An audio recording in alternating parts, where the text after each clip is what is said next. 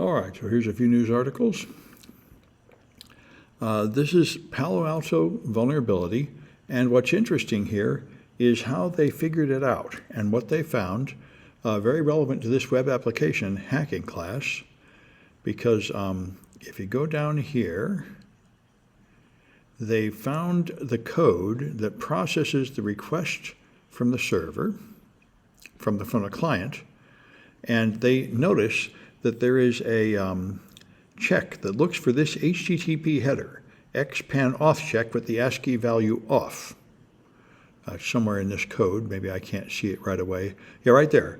So if the server is off, then something happens, and that's auth check. So it's incredibly simple. All you have to do is add that HTTP header to your request saying auth check off, and it will not verify your authentication, so you're logged in. So that's pretty awesome. Really fundamental flaw. That's authentication bypass. You can perform things without in fact having an account by just turning the authentication off. Then they needed a privilege escalation, and they found one of them too. And I don't remember how this one worked.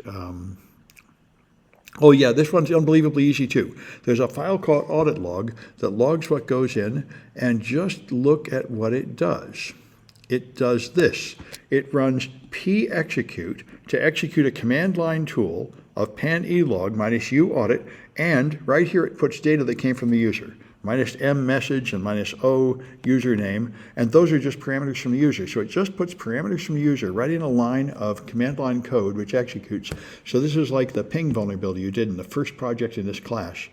It's amazing that Palo Alto is making these mistakes, and I think they fixed it now, but this is such extremely elementary mistakes in such an important product as a Palo Alto firewall. So it's a bad time for hardware vendors. There are a lot of really serious flaws being found in your edge devices that are supposed to be protecting you. So this is interesting. Microsoft will let you clone your voice for Teams meetings, and my first thought is you can put a bot that speaks in your voice to impersonate you in the meeting, but what it's intended for is to do real-time translation into a different language with your voice. So that sounds pretty awesome. That's like something from Star Trek. I can speak in English and it will repeat in Chinese to the people who want to hear Chinese and such. Interesting to see how good it is. This one I was interested to read about. I've been hearing about people having ideas of how we can use AI for defense. Let's see, I went to the Palo Alto Networks events. Oh, okay. Yeah, I didn't know they had any events, but that's good. Anyway, so what they did was they made this thing at Meta. They take the changes in their code, and they take the recent changes, and then they try to analyze why an attack happened. So they have they used an LLM to try to decide which part of the recent code changes is responsible for an incident. The one thing I don't see here is how they feed in data about the incident. And I'm not sure I can understand what they did. It's their existing incident management process. Engineers investigate issues, but now the AI results are surfaced. So what it does is it picks the most recent code changes and which ones are most likely to cause the incident. They say it works like 40% of the time. It finds which line of recent changes caused this weakness. So it's interesting, and this is something that AI is good at. It's good at summarizing the content of a file, analyzing a lot of data and boiling it down, looking through a long list of things and trying to find things. So this is pretty effective, and it reminds me of how some of the major AIs, I think Claude perhaps, is going to partner with the Department of Defense for intelligence gathering. And they're going to do this. They're going to scan a large body of data and ask an AI to find the relevant stuff, to make deductions from all that data about things that are important for security intelligence. So this process of condensing a large amount of data down to the bullet points is something that AIs do seem to be pretty good at. So this is not a big surprise. It's been this way for a while, but now someone has done a test, the EPA, and they found 300 drinking water systems that are exposed to hacker attacks. These are usually very trivial things like default passwords and stuff like that. I don't think they give us much detail on the vulnerability, but they've been talking about this for years, This is why our hostile nations could very easily affect our water supply, and for that matter, our electric grid. Our critical infrastructure is in a state of great insecurity, and there's a big push to try to secure it, which is in the process of happening, but it's taking time to roll out. And so, similarly, as you probably know, in Russia, you are totally allowed to hack Americans. Now, they explain how it works here. Various nations have gotten together to complain to Russia and say they're a bad citizen of the internet, which they definitely are. But there's a list here. Yeah, deniable asset. Here's what happens. Putin's regime treats domestic ransomware practitioners as a deniable asset. There are rules that apply. Don't attack Russia or its allies. Do favors to the intelligence service upon request, and don't hit Western targets in a way that provokes a high-level diplomatic response. As long as you obey these rules, they will support you and defend you. And so basically, this is what people did in the Napoleonic Wars. They would authorize people as privateers to just go be pirates and attack the enemy.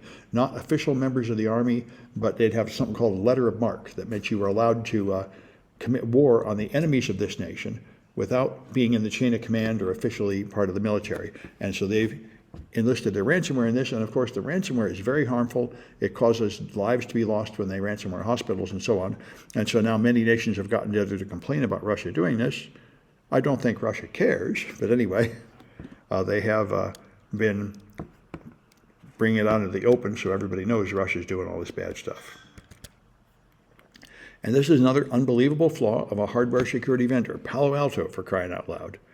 So Palo Alto has a, I think this is software, this Global Protect, some kind of software that runs on your machine. But the interesting thing about it is he found a message that had the username and had password redacted in a way that made it look like the plaintext password must be present. And so he just went and found that the plaintext password is just sitting in memory. And this is something we're doing in the forensics class, or at least we were. I took down that project because the password managers no longer had this stuff just lying in memory. But you can use any of a variety of tools to view process memory, as simple as HXD or the Microsoft Cool Proc Dump. And you can just look in that memory and see if there are plain text things that shouldn't be there, and passwords are just sitting there in memory, unencrypted, which is ridiculous. There are many ways to prevent this. One way is a data type that Microsoft added to Visual Studio in 2004, which is a data type that will be removed from memory when you're done using it, so it doesn't just sit there. So this is, again, a failure of very simple hygiene by the firewall manufacturers. So the devices on the edge of our network, the routers, firewalls, VPN concentrators, and such, seem to be poorly designed, and now they are the most common ways people are attacking and getting into networks. So we clearly need to improve the security of them. And so almost all software is written in C because it makes the fastest compiled code, and people are getting more and more fed up with the memory corruption vulnerabilities in C, so many people are pushing to switch to Rust, but other people are trying to fix C. So here they're trying to fix C++. This is Google's contribution, and what Google is going to do is look at data structures. Now, data structures are objects that will contain various fields, numeric fields, string fields, and other things in one structure. You might have something called an employee, and it will have employee name, employee social security number, employee phone number, employee address, pay rate, tax rate, things like that about the employee, and that would be one data structure. And what they're doing is adding a feature to C that will notice if you point to an offset that goes outside the delineated data structure. It's one common form of a use after free vulnerability, or a probably better name for it than use after free. But it's a pointer that points to an area of memory you're not supposed to be using for that purpose. And they claim they were able to add something to C to prevent this, which prevents 40% of the memory corruption vulnerabilities, and they said it only slows down the code by less than 1%. So this is one way to go. A lot of developers already love C++ and don't want to switch to Rust, so the alternative would be to somehow improve C++ to have less memory corruptions. There are a couple of projects doing this, and that's Google's contribution. So here's another one, Internet of Things, cloud-connected devices. There is something called OVRC, which is a cloud control panel. OVRC is something you can use to control a wide variety of Internet of Things devices. And so you go to this cloud platform. It's a cloud-based remote management and monitoring platform for many of your devices. And it turned out to have a flaw very much like the flaws I've seen in the car control panel and car Android apps. What happened is you could easily take over control of somebody else's device. So I have some examples of the OVRC enabled devices, the Luma surveillance camera, the Control 4 that controls lighting and such, other devices. And then it can integrate with a variety of third-party devices, many of them, to control them through the cloud platform. But the problem is, in order to link a device to its owner, the user has to claim the device using secrets only accessible to the device owner, like the MAC address and the serial number. And they were able to deduce these numbers from numbers they could find. So I want to take over them all in the hands? Yes, they can.